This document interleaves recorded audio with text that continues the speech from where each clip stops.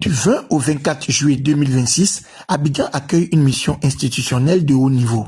Madame la directrice générale du secrétariat continental du mécanisme africain d'évaluation par les pairs séjourne en Côte d'Ivoire à l'invitation de la Commission de l'Union africaine.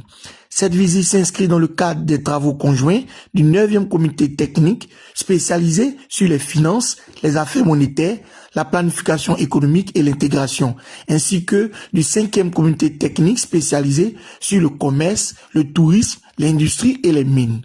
Profitant de cette présence, une séance de travail s'est tenue avec la Commission nationale du MAEP, consacrée aux perspectives du processus d'évaluation de 2e génération de la Côte d'Ivoire.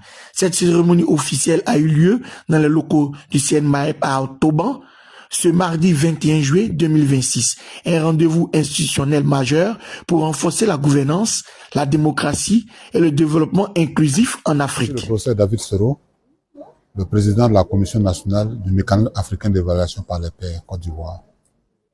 Alors, il faudra retenir que le mécanisme africain d'évaluation par les pairs, c'est d'abord le forum des chefs d'État et de gouvernement. Ensuite, c'est le panel des éminentes personnalités. Et l'outil opérationnel, c'est le secrétariat continental du MAEP. Et la personne que nous avons reçue cet après-midi, c'est la directrice générale du secrétariat continental du MAEP. C'est donc la personnalité qui, au quotidien, met en œuvre tout le dispositif du mécanisme africain d'évaluation par les pairs au niveau africain. C'est donc un grand honneur pour la Côte d'Ivoire de recevoir cette personnalité cet après-midi.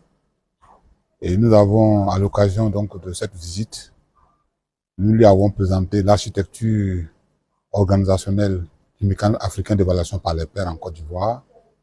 Nous lui avons présenté les personnalités qui l'animent. Nous avons fait le bilan de notre mission au niveau national de ces 10 dernières années, notamment l'achèvement de l'évaluation de première génération et les préparatifs de l'évaluation de deuxième génération. Nous lui avons également présenté les 2 projets importants que nous menons, qui sont des projets originaux, à savoir l'Université d'été pour la bonne gouvernance, qui sera sa 5e édition cette année, et la revue scientifique sur la bonne gouvernance, qui est également son 4e numéro. Voilà donc en résumé ce que nous nous sommes dit. Et en retour, elle a donné donc les assurances de soutien du secrétariat continental donc en faveur de la Côte d'Ivoire. Elle a exprimé toute sa fierté pour le travail que la Côte d'Ivoire accomplit au sein de la grande famille du MAEP. Elle nous a invités à partager notre expérience avec les autres États, pour leur permettre également d'atteindre notre niveau d'organisation et de fonctionnement.